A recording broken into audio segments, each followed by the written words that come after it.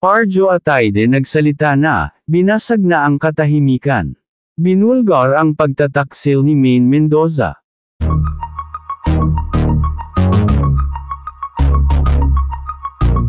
Sa unang pagkakataon ay nagsalita na nga si Arjo Ataide sa mga isyung ibinabato sa kanya.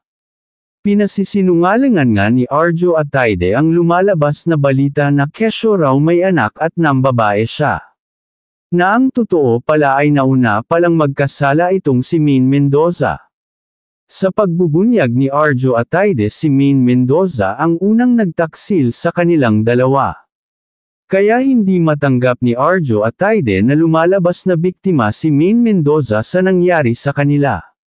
Alam din daw ni Arjo na ang may pukana nitong lahat ay ang mga fans ni Maine Mendoza at Alden Richard na hanggang ngayon ay hindi matanggap na kasal na sila ni Maine. Samantala binunyag din ni Arjo Ataide kung sino ang taong dahilan ng pagkakasala ni Maine Mendoza ay walang iba kundi ang bagong kasal na si Carlo Aquino. Hindi na lamang daw ito pinalaki ni Arjo kasi gusto niyang ingatan ang pagkatao ni Maine Mendoza.